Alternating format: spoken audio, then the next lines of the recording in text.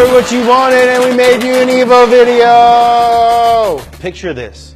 It's 1993. We're in Japan. You pull up to a stoplight in your brand new Ferrari. You're probably listening to Whoop, There It Is. And what pulls up next to you on the line but a four-door sedan with fog lights and a big-ass spoiler. The little sedan next to you, apparently not understanding that you're in a Ferrari, revs his engine.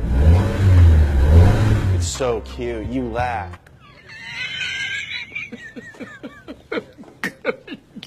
Good one. Light turns green, and suddenly...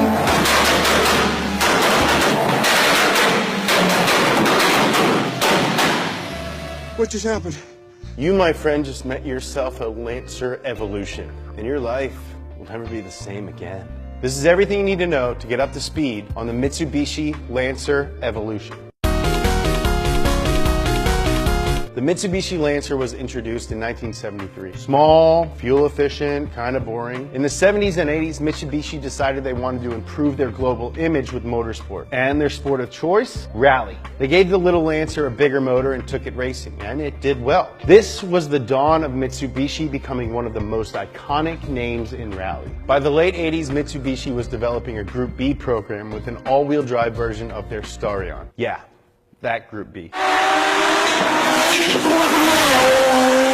The Starion prototype performed well, but before the car was fully developed, Group B was outlawed following a number of fatal crashes in 1985 and 86. Mitsubishi was left with an almost fully developed race car, but nowhere to race it. So, if you're Mitsubishi, what do? Well, you make lemonade. You take the drivetrain from the Starion, you toss it under a Galant, and you enter it in Group A. Duh. The Galant performed well from 1988 until 1992, but European rally stages suddenly got too tight for a big fat sedan, and a number of manufacturers switched to smaller, more agile platforms. Ford replaced the Sierra with the Escort, Subaru the Legacy with the Impreza, Toyota the Celica with the Corolla, and Mitsubishi the Galant with the f***ing Lancer, baby. Guess who's back in town, Dad? And I have an earring now. In true Mitsubishi fashion, they took the guts of the Galant and put it in the smaller, lighter Lancer. But they couldn't just call it a Lancer. I mean, the Lancer is a boring economy car. You're driving a project car, baby. Mitsubishi's project car. This thing had all-wheel drive, a big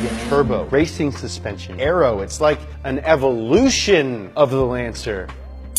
That's a good name. Let's call it that. This is the Lancer Evolution. To conform with Class A regulations, 2,500 road cars had to be produced. In October of 1992, the first Lancer Evolution 1s showed up in the Japanese showrooms. The initial run sold out in less than 3 days. The RS version came with no power windows, no power seats, no anti-lock brakes, no rear wiper, and steel wheels. Basically no frills, but what it did come with was all-wheel drive and a 244 horsepower version of the legendary 4G63 engine. This motor is so good that upgraded versions of it powered every single generation of Evo except for the final one. In 1993, Mitsubishi tweaked the Evo 1 into the Evo 2. There weren't a lot of big upgrades on this one. Lighter sway bars, bigger spoiler, about 10 more horsepower. Pretty standard upgrades for the second year of a build. Our wallet's still kind of hurting from the engine swap. My wife is gonna frickin' kill me if I spend any more money on this car. I should also note that meanwhile on the rally circuit, Mitsubishi's arch rival Subaru is friggin' killing it right now. Colin McRae can do no wrong. Mitsubishi, undeterred, kept working, and in 1995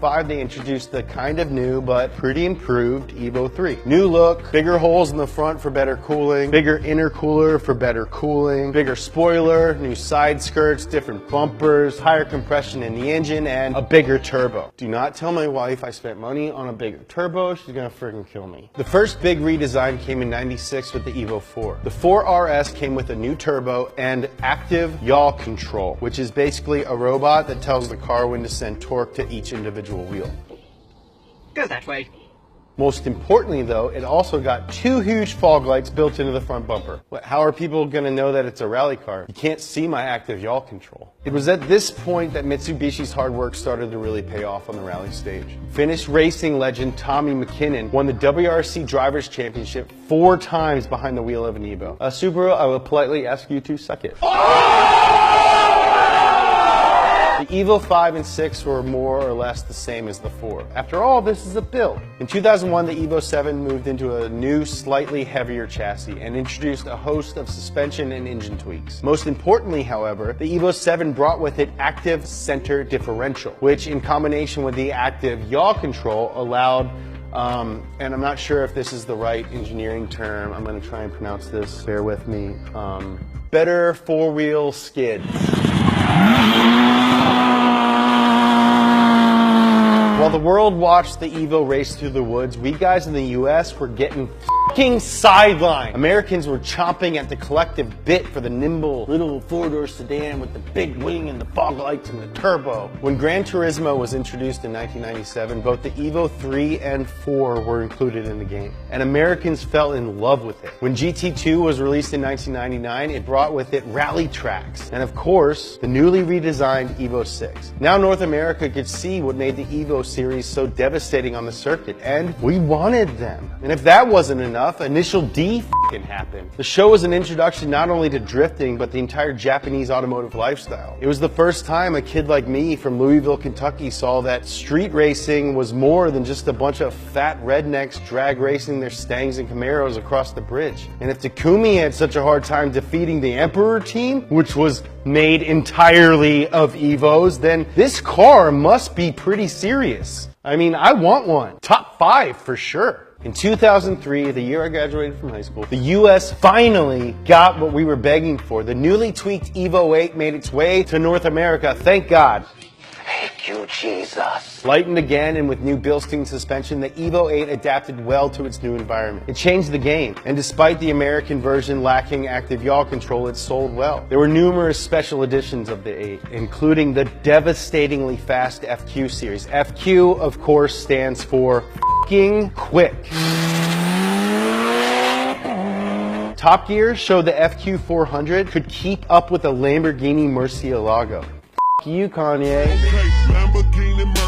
I have an Evo. Debuting in 2005, the Evo 9 continued the Evo's legacy of tight, corner-hugging speed, and it was now fully available through North America, Japan, and Europe. Using the Evo 9 platform, Mitsubishi continued to experiment. They produced not only a 6-speed rally edition, but also a limited-run Evo 9 station wagon. 2007 saw the final incarnation of the Evo 10. Despite lingering issues with Mitsubishi's financial footing, they pushed ahead with the car, and it was a fitting final model. The exterior for the first time was designed in Europe, and the majority of the production cars now topped out at 280 horsepower. But it was fat, and it didn't have the 4G63 engine that powered every one of its predecessors. The Evo 10 literally didn't have the heart of an Evo. The Evo 10 was produced for almost 10 years, and throughout that time, few, if any, major updates were made. In 2016, the Evo was finally retired, and much to many people's dismay, the Lancer name, and with it, the Evo's legacy, will most likely be reincarnated as a crossover.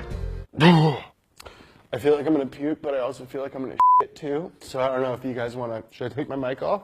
Despite this, for many, the enduring legacy of the Evo series is one of pure fun. It's a race car. It's hard to drive, the clutch is too stiff, but it has 4 doors and enough trunk space to fit a decent amount of groceries. Let me buy one, Jessica! It's as if Mitsubishi bought a boring 4-door Lancer in 1992 and then improved on it a little bit every year. But eventually they ran out of money and had to sell their project. Here's hoping one day they can figure their